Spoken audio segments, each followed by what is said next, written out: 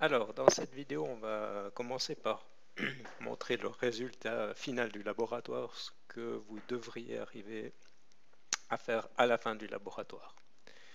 Donc ici, je suis dans le répertoire de travail, donc j'ai forqué le repos du labo, je l'ai cloné sur ma machine, et puis j'ai fait toute l'implémentation en suivant les instructions. Donc, comme dans le labo précédent, on a nos deux projets de code, respectivement de tests, qui permettent de valider que le labo a bien été réalisé. Donc, en tapant mvn clean install, je vais lancer la procédure de build. Donc, on va compiler le code de l'application, on va compiler les tests, les exécuter. Et puis, vous voyez que là, il est en train de sauvegarder des fichiers texte sur le disque. On va voir après à quoi correspondent ces fichiers texte, pardon. Et puis à la fin, on voit que le code a bien été compilé et packagé. Les tests ont été compilés et exécutés avec succès. Donc notre projet est complètement correct. Alors si je regarde ce que j'ai dans le laboratoire, dans le dossier du laboratoire, pour le moment j'ai rien. On voit que j'ai pas encore de fichier, de dossier workspace, mais on va voir que on va l'exécuter après. Alors, ce qu'il faut voir, c'est que pour le moment, il y a déjà des choses qui ont été exécutées. Nos tests automatisés ont déjà fait un traitement, mais finalement, le but du projet, c'est quand même de produire une application, de produire un binaire qu'on va pouvoir après donner à nos utilisateurs. Alors, on va regarder déjà où se trouve ce dossier, le résultat du processus de build.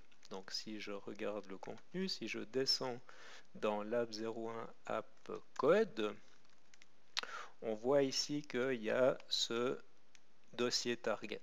Ce dossier target, c'est là où Maven va créer le résultat du processus de build. Donc si on va regarder là-dedans et qu'on affiche le contenu, on voit qu'il y a pas mal de choses.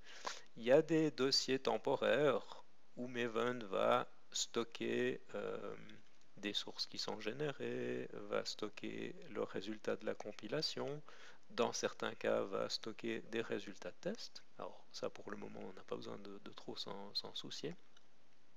Mais on voit qu'il y a deux fichiers jar qui ont été générés. Celui-ci avec -launcher, ça c'est vraiment un jar qu'on va pouvoir exécuter. Et puis ce deuxième ici, sans le -launcher, la différence, c'est que dans le premier ici, dans le jar, on va avoir aussi les librairies desquelles on dépend. Donc si je fais un jar -tvf de lab01 snapshot.jar pour afficher le contenu du fichier jar, si on regarde attentivement, on voit que c'est uniquement des classes qui sont dans le pactage CHHEIGVD. Donc c'est vraiment des choses qu'on a implémentées nous-mêmes. Alors que si je fais un jar -tvf du jar avec l'extension launcher, on voit qu'il y a beaucoup plus de choses. Il y a des classes qui sont dans le namespace Orgapage, d'autres qui sont dans le ComFaster XML. Ça, c'est parce que dans l'implémentation que j'ai fait, j'ai des dépendances sur des librairies tierces. Et puis, j'ai demandé à Maven de les packager ensemble dans le jar file. Comme ça, j'ai un fichier jar que je peux donner à mes utilisateurs. Et puis, ils peuvent l'exécuter directement. Alors, ce que je vais faire, c'est revenir dans le dossier principal de mon projet. Et puis, je vais maintenant exécuter l'application que j'ai produite. Alors, pour faire ça, je vais utiliser la syntaxe java-jar. Et puis, je vais maintenant lui donner le chemin d'accès du fichier qu'on vient de voir, donc le launcher, et derrière je vais lui passer un argument qui est un nombre.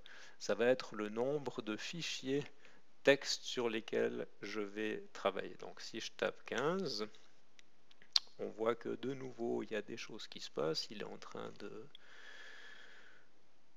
de créer des fichiers, il a fait des traitements. Si j'affiche maintenant de nouveau le contenu du répertoire, on voit qu'on a ce dossier workspace. Si je regarde ce qu'il y a à l'intérieur, on voit qu'il y a toute une arborescence de fichiers. Donc c'est un dossier quotes, donc un dossier qui va contenir des citations. Ensuite, on a un système de fichiers avec une profondeur qui est variable en fonction de la branche. On va avoir des fichiers avec une extension UTF-8 et puis des fichiers correspondant à chaque fois avec l'extension .utf8.out. Alors, comment ça se passe? Qu'est-ce qui se passe derrière les décors et puis d'où viennent ces fichiers? Pour le labo, on a utilisé ce site ici. Ce qu'on a envie, c'est de faire des traitements sur des fichiers de texte, donc on avait besoin de données de test. Alors ici, c'est un site qui génère des citations de manière aléatoire. Ils ont une base de données de citations, et puis chaque fois qu'on rafraîchit l'écran, on voit qu'ici, il y a une citation qui est choisie au hasard. Alors, les gens qui ont fait ce site fournissent aussi une API. Donc, si vous voulez, c'est un web service. Je vais pouvoir appeler cette URL. On voit ici qu'on demande du JSON. Donc, on va recevoir des données structurées au lieu de recevoir du code HTML. Et on voit que si je rappelle cette URL plusieurs fois de suite, à chaque fois, je vais avoir une citation différente. Et puis je vais avoir ici ces tags, c'est un système de classification. Si vous regardez ce qu'on voit dans les tags ici, vous verrez que ça correspond à la structure de dossier en dessous de quotes. Donc, qu'est-ce que je fais dans mon projet? Que fait mon application? Vous vous souvenez, je lui ai passé comme argument un nombre, je lui avais passé 15. 15 fois de suite, l'application va faire un appel sur ce web service, recevoir la citation, et la première chose qu'elle va faire, c'est le stocker dans ces fichiers ici .utf8. D'accord? Donc ça, c'est la partie initiale du traitement. Une fois qu'elle a fait ça, une fois que l'application a récupéré les 15 citations et qu'elle a créé les 15 fichiers dans le système de fichiers, il y a une deuxième étape où elle va parcourir tout le système de fichiers en profondeur d'abord, et chaque fois qu'elle va rencontrer un de ces fichiers ici, elle va appliquer 2 traitements dessus avant de produire le résultat. Les 2 traitements sont les suivants. Le premier, c'est que elle va convertir le contenu de ce fichier de façon à ce que ce soit uniquement des lettres en majuscules. Et le deuxième traitement, elle va rajouter le numéro de la ligne suivi d'un caractère de tabulation en début de ligne. Donc on va regarder à quoi ça correspond. Si je vais dans mon workspace et que je prends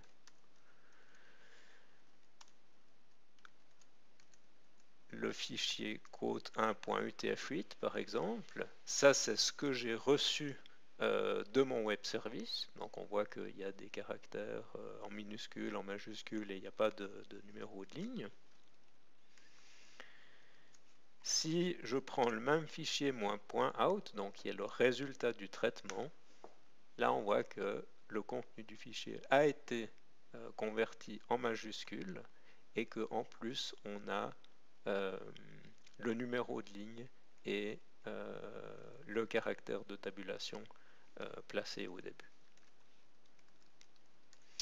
Donc, ce que vous allez devoir faire dans ce laboratoire, c'est ce code-ci. Vous n'allez pas devoir implémenter vous-même l'appel au web service. Ça, c'est quelque chose qu'on vous fournit.